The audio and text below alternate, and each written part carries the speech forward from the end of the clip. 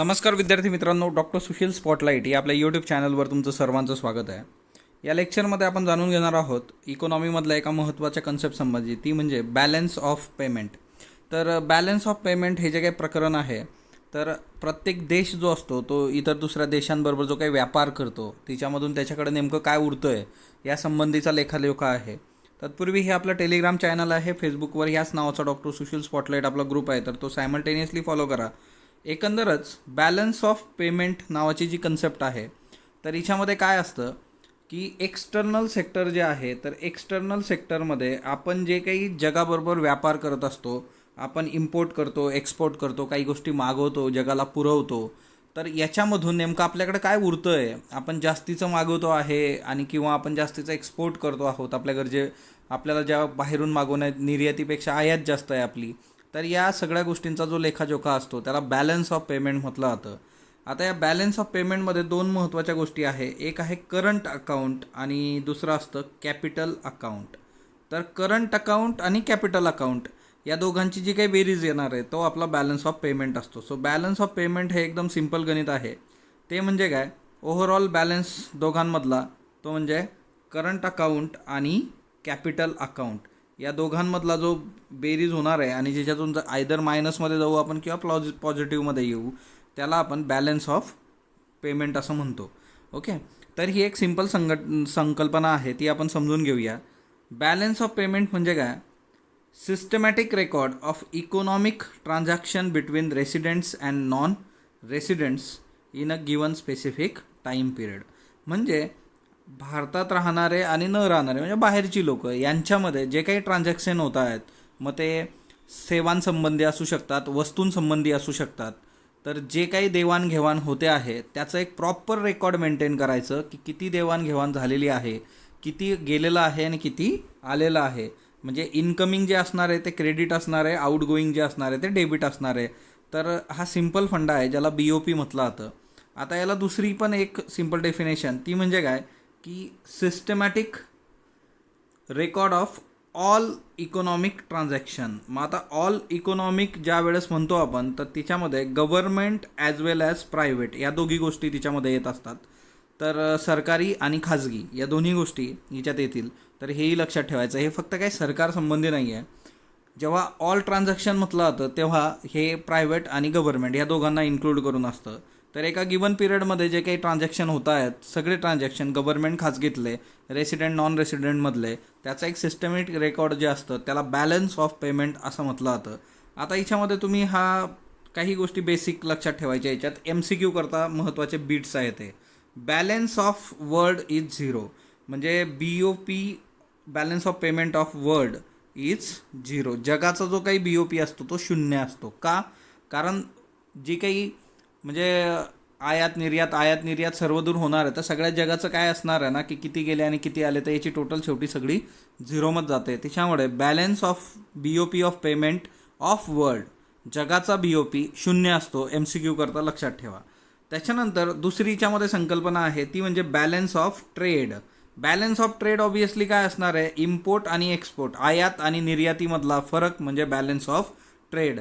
म्हणजे तुमच्या नेमकं बॅलन्स ऑफ ट्रेड म्हणजे व्यापार आहे, तर व्यापारातून किती उरतं आहे, काय शिल्लक राहते, तर आयात आणि निर्यातीतला जो फरक असतो त्याला बॅलन्स ऑफ ट्रेड म्हटलं जातं. ते एक लक्षात ठेवा. तुमचा जो ट्रेड डेफिसिएट असतो, ट्रेड डेफिसिएट म्हणजे काय, जेव्हा आपला BOT निगेटिव्ह असतो, म्हणजे आपण आयात जी करतो ती निर्यातीपेक्षा जास्त करत असतो, याला BOT जो असतो तर तो निगेटिव्ह असतो आपला. म्हणजे काय, आपण जास्तीचं मागवतो आहे आणि कमीचं निर्यात करतो आहे, तर त्या केसमध्ये आपला बॅलन्स ऑफ ट्रेड निगेटिव्ह असणार आहे. याच्या उलट जर झालं की तुम्ही निर्यात जास्त करता आहात, आयात कमी करता आहात, त्या केसमध्ये मात्र तुमचा BOT जो आहे तो पॉझिटिव्ह असू शकतो. आता एक गोष्ट लक्षात ठेवायची, भारताच्या हिच्यामध्ये ज्या काही BOT ऑफ सर्व्हिसेस म्हणजे बॅलन्स ऑफ ट्रेड सेवा जे आहे, बॅलन्स ऑफ ट्रेड सेवा ज्या पुरवतो आपण सर्व्हिसेस, त्या नेहमी सरप्लसमध्ये असतात, हे लक्षात ठेवायचं. आणि बॅलन्स ऑफ गुड्स, ओके, तर ज्या वस्तू आपण पुरवतो, आयात निर्यात वस्तूंची करतो, ते मोस्ट प्रोबॅबली नेहमी काय असतं, डेफिसिएट असतं. म्हणजे एकंदरच सध्याची एकंदर आपली जी इकॉनॉमी आहे त्याच्यानुसार ह्या गोष्टी MCQ साठी लक्षात ठेवा की बॅलन्स ऑफ ट्रेड जो आहे, सेवा क्षेत्र तुम्हाला माहिती आहे आपलं खूप चांगलं आहे. आपण सेवा ज्या आहे त्या निर्यात मोठ्या प्रमाणावर करतो, तिच्यामुळे तिथं आपण सरप्लसमध्ये आहे. परंतु वस्तूंच्या बाबतीत आपण निर्यात जी करतोय त्याच्यापेक्षा आयात खूप जास्त करतो आणि ते डिफिसिटमध्ये आहे. तर हे लक्षात ठेवायचं. आणि ज्यावेळेस तुम्ही सेवा आणि वस्तू या दोघांचा जर विचार केला तर दोघांचं मिळून आपण डिफिसिटमध्ये जातो, आपण मायनसमध्ये जातो. तर ह्या MCQ साठीच्या बिट्स लक्षात ठेवा.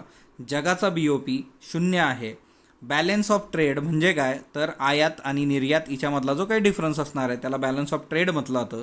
बॅलन्स ऑफ ट्रेड कधी तुमचा डेफिसिट असणार आहे, ज्यावेळेस तुमचं आयात जी आहे तर ती निर्यातीपेक्षा जास्त आहे.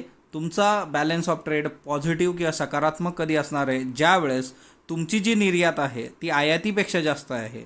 आणि सेवा क्षेत्रामध्ये आपलं जे BOT आहे, बॅलन्स ऑफ ट्रेड, तो सरप्लेस असतो नेहमी.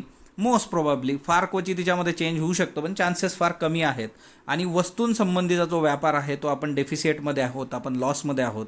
दोघांचं गणित केलं, दोघांची बेरीज ज्यावेळेस ॲग्रिगेट होते सेवा वस्तूंचा विचार करता, तर आपण डेफिसिटमध्ये आहेत. तर ह्या बेसिक गोष्टी काही MCQ करता लक्षात ठेवा. त्याच्यानंतर आता हा चार्ट तुमच्या समोर आहे बघा. सगळ्यात पहिली गोष्ट, आता आपण पहिल्या चार्टवर जाऊयात. जो पहिल्याने आपण सुरुवात केली होती तो चार्ट आपल्यासाठी महत्त्वाचा आहे. आता इथं बघा, कॅपिटल अकाउंट तुमच्या समोर आहे. हे जे कॅपिटल अकाउंट आहे, या कॅपिटल अकाउंटच्या अंतर्गत काय काय येतं, तर हे पण MCQ साठी विचारलं जातं. कॅपिटल अकाउंटच्या अंतर्गत कुठल्या गोष्टी आहेत. आता एक्सपोर्ट आणि इम्पोर्ट, एक्सपोर्ट इम्पोर्ट हे जे आहे कॅपिटल अकाउंटमध्ये आयात आणि निर्यात ह्या दोन गोष्टी आहेत. आयात निर्यात याच्यामध्ये फक्त आणि फक्त वस्तूंचा समावेश आहे, सेवेचा समावेश याच्यात नाही. तर हे लक्षात ठेवा, फक्त वस्तू. ओके, वस्तूंची आयात, वस्तूंची निर्यात. कारण सेवा ज्या आहेत त्या इनव्हिजिबलमध्ये इथं खाली तुम्हाला दिलेल्या आहेत, तर सेवा दुसऱ्या हेड खाली येतात. एक्सपोर्ट इम्पोर्टमध्ये सेवा येत नाही, सेवा इनव्हिजिबलमध्ये करंट अकाउंटच्या याच्यामध्ये, ते लक्षात ठेवा. आता बघा, इम्पोर्ट आणि एक्सपोर्ट हे वस्तूंच्या बाबतीत करंट अकाउंटमध्ये आहे. करंट अकाउंटच्या बाबतीत एक गोष्ट दुसरी लक्षात ठेवायची. करंट अकाउंट कसं आहे ना, की करंट अकाउंट म्हणजे काय, की हे एक वन वे ट्रान्झॅक्शन आहे. हे एक लक्षात ठेवायचं.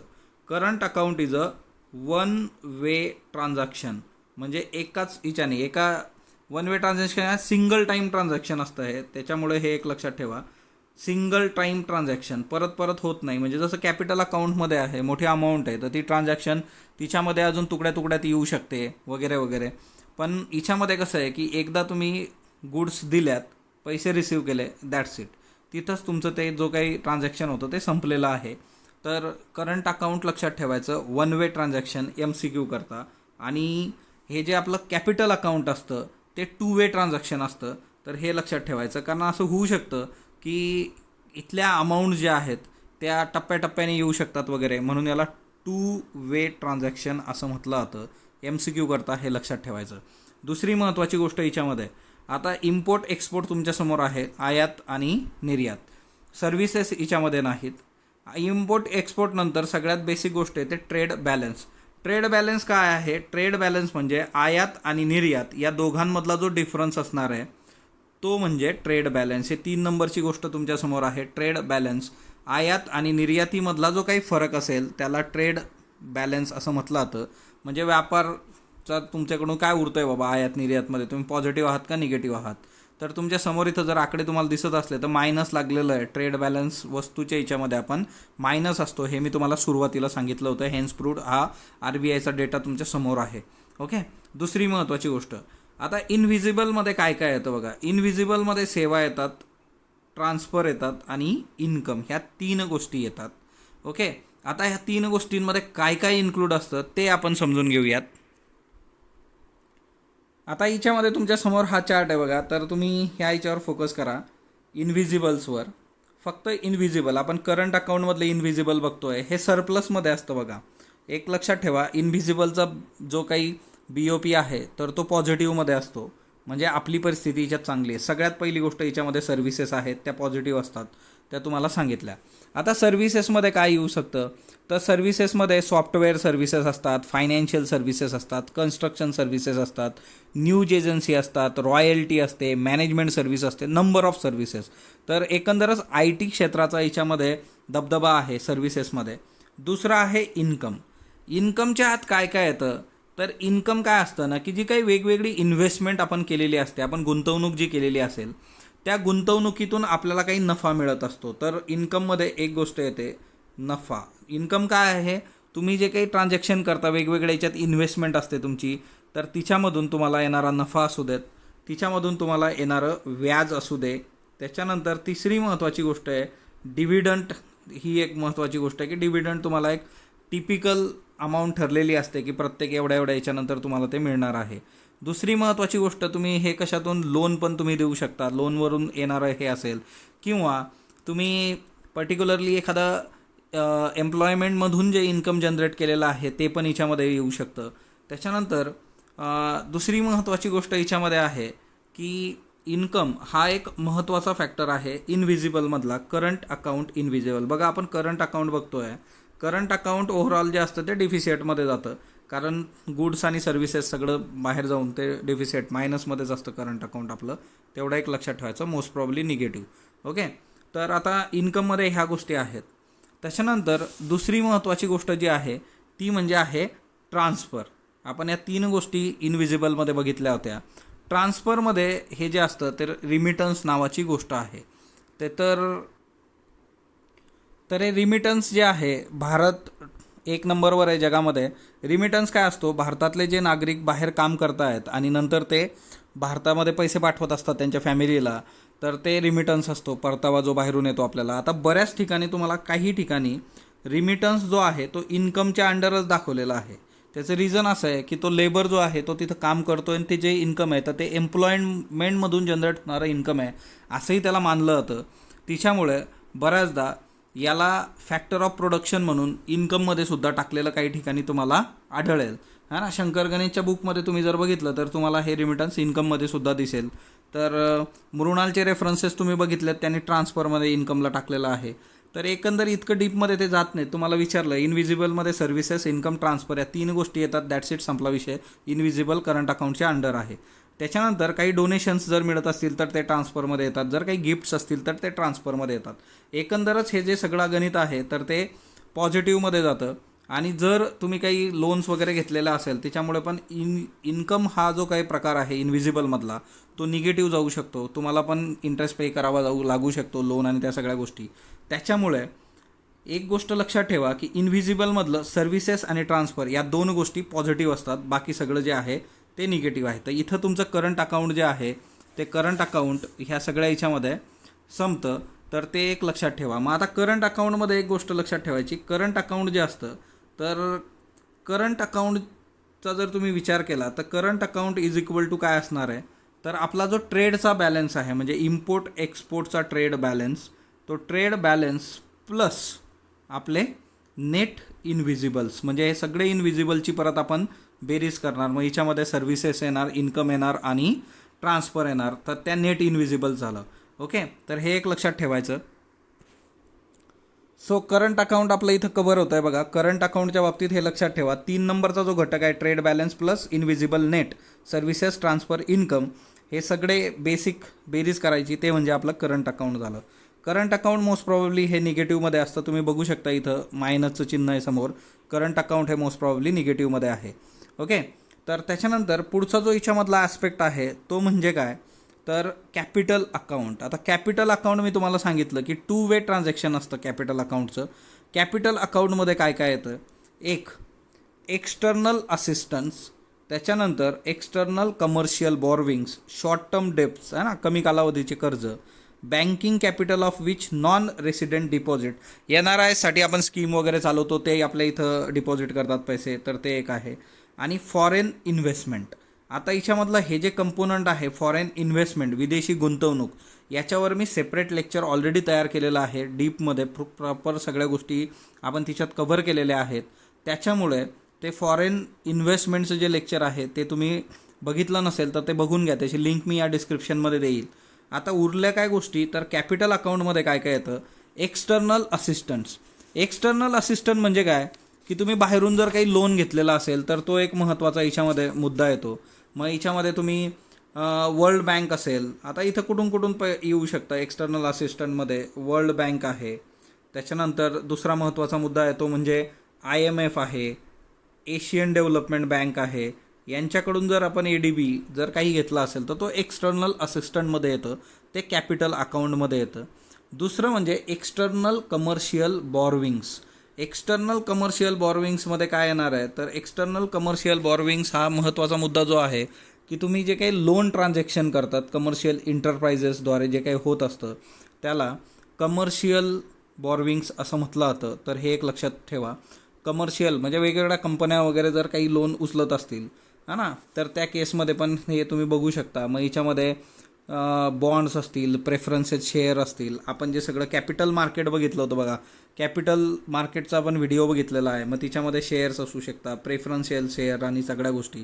त्याला एक्सटर्नल कमर्शियल बॉर्विंग असं म्हटलं जातं. बॉर्विंग लक्षात ठेवा, बाहेरून आपण काहीतरी बॉरो करतोय, आपण काहीतरी उधार उसनं घेतोय. तिसरं जे आहे ते शॉर्ट टर्म डेप्ट आहे. शॉर्ट टर्म डेप्ट काय असतं की 3 वर्षापेक्षा कमीची जी लोन असतात त्याला शॉर्ट टर्म डेप्ट म्हटलं जातं. 3 वर्षापेक्षा कमीचं कर्ज, तर तेही कॅपिटल अकाउंटमध्ये येतं. आणि banking capital of which non resident deposit. मग आता जे काही 3 कंपोनंट याच्यामध्ये येतात बँकिंग कॅपिटलमध्ये, की फॉरेन असेट जे असतात कमर्शियल बँकेचे, त्याच्यानंतर फॉरेन लायबिलिटीज असतात. पण याच्यामध्ये एक नॉन रेसिडेंट डिपॉझिट जे आहे, तर जे काही नॉन रेसिडेंट बँक हे असतात, foreign currency non resident bank असतात ना, external non resident external RuPay account असतं. तर एवढं आहे, तुम्ही एवढं लक्षात ठेवा की जे NRI असतात, NRI आपण पॉलिटीमध्ये एक्सप्लेन केलं सिटीजनच्या लेक्चरमध्ये बघा. तर त्या NRIसाठी जे ते आपण बँकिंग सर्व्हिसेस त्यांना प्रोव्हाइड करतो ते भारतात इन्व्हेस्ट करता. तर त्या संबंधीचा हा मुद्दा आहे, banking capital which foreign resident deposits. आणि तिसरं याच्यामध्ये येतं ते म्हणजे फॉरेन इन्व्हेस्टमेंट, FDI आणि FII, फॉरेन पोर्टफोलिओ इन्व्हेस्टमेंट्स. तर हे सगळं समजून घ्यायचं असेल तर याच्यासाठीचं लेक्चर मी ऑलरेडी बनवलेलं आहे, ते तुम्ही नक्की बघा. एकंदर परत आपण तो पहिलावाला आपला चार्ट बघूयात. याच्यामध्ये बघा कॅपिटल अकाउंट जे आहे ते सरप्लस आहे. आता कॅपिटल अकाउंटमध्ये इन्व्हेस्टमेंट FDI FII जे म्हणजे फॉरेन डायरेक्ट इन्व्हेस्टमेंट असेल, फॉरेन पोर्टफोलिओ इन्व्हेस्टमेंट असेल, फायनान्शियल इन्स्टिट्यूशन इन्व्हेस्टमेंट ज्या सगळ्या येतात फॉरेन इन्स्टिट्यूशनल, तर त्या पण याच्यामध्ये सगळ्या येतात. याच्यासाठीचं लेक्चर बनलेलं आहे, ते तुम्हाला मी बघायला सांगितलं, त्याची लिंक तुम्हाला डिस्क्रिप्शनमध्ये मिळेल. लोन जे आहे ते सोवेरियन किंवा कमर्शियल बॉर्विंग्स आहेत. आणि बँकिंग कॅपिटल जे आहे की नॉन बँकिंग NRIसाठीचे बँकिंगचे अकाउंट आहेत त्याच्यामध्ये येणार आहे. याच्यामध्ये एक गोष्ट लक्षात ठेवा, या सगळ्या गोष्टी पॉझिटिव्ह आहेत, प्लस प्लस प्लस. तर कॅपिटल अकाउंट हे सरप्लस असतं. याच्यासाठीच तुम्हाला हा बेसिक हे दाखवला, तर ते एक लक्षात ठेवा. तुम्ही या चार्टमध्ये बघू शकता एक्सटर्नल असिस्टंटच्या समोरचे आकडे बघा. इथं कुठल्याही आकड्यासमोर तुम्हाला निगेटिव्ह दिसणार नाही आहे, मायनसचं साईन नाही आहे. हे सगळं जे आहे एक्सटर्नल असिस्टंट, एक्सटर्नल कमर्शियल बॉर्विंग्स असतील, शॉर्ट टर्म डेप्ट असतील, बँकिंग कॅपिटल असतील नॉन रेसिडेंट डिपॉझिटचे, किंवा फॉरेन इन्व्हेस्टमेंट जे आहे, तर सगळं पॉझिटिव्ह आहे. हे जे कॅपिटल अकाउंट असतं ते आपलं पॉझिटिव्हमध्ये असतं. आणि प्लस कॅपिटल प्लस करंट जे जाणार आहे ते मायनसमध्ये मोस्ट प्रॉब्ली जातं आपलं. आता हिच्यामध्ये एक महत्त्वाची गोष्ट तुम्हाला दाखवतो की जी इथं खाली आहे, reserve changes, foreign exchange reserve जे काय असतं आपले, तर ते आपल्यासाठी एक महत्त्वाचा कन्सेप्ट आहे. तो आता आपण इथं बघूयात. आपण बऱ्याचदा तो ऐकत असतो, ते काय प्रकरण आहे.